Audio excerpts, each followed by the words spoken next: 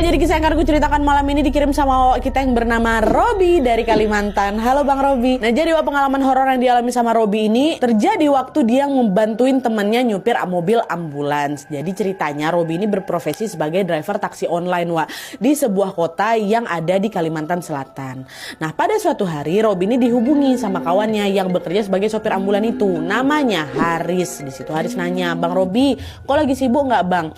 Siang ini bisa nemenin aku ngantar jenazah ke kota ini yang ada di Kalimantan Tengah nggak? Fee-nya sekian Bang. Kalau bisa tolong aku ya, soalnya aku nggak begitu paham daerah sana. Kok jauh kali kata Robi, jauh kali. Tapi ya udahlah sinilah biar aku antarin, kebetulan juga aku lagi sepi penumpang katanya. Oke Bang, kalau gitu abis ini aku jemput abang di rumahmu ya, katanya gitu. Oke siap, aku tunggu, kata Robi. Dah lah tuh. Setelah menutup telepon, Robi pun baliklah ke rumah untuk naruh mobilnya dan sekalian nungguin Haris.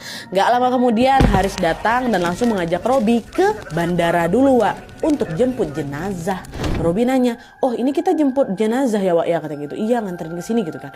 Emang jenazah ini meninggalnya kenapa? Kok bisa jauh kali sampai naik pesawat gitu?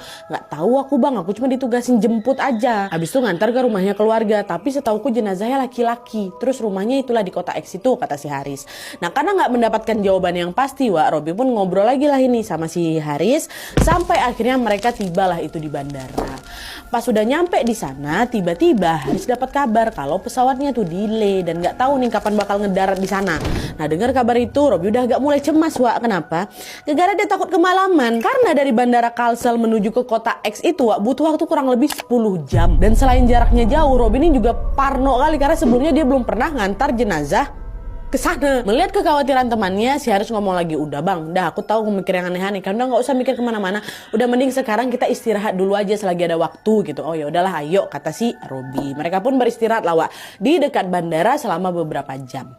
Sampai akhirnya di jam 5 sore mereka dapat kabar kalau jenazah sudah tiba di bandara. Robi sama Haris pun langsung jemput jenazah, diurus pengurusan serah terima, OTW lah ini ke kota tujuan. Di sepanjang perjalanan semua berjalan normal dan gak ada keanehan apapun. Tapi ketika memasuki daerah Binuang namanya, mereka memutuskan untuk singgah bentar di masjid. Mau sholat maghrib nih, ada maghrib di sana.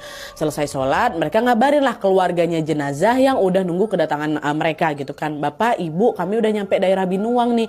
Kemungkinan 7 jam lagi Pak baru sampai di sana, kata mereka. Nah setelah itu Haris sama si Robi ini pun balik lagi lah itu kan, melanjutkan perjalanan ke sana supaya cepat nyampe itu ya kan. Menjelang jam 11 malam mereka kecapean terus memutuskan untuk berhenti di masjid terdekat untuk sholat isya sekaligus juga istirahat. Nah di saat lagi istirahat itulah mereka ngalamin kejadian aneh yang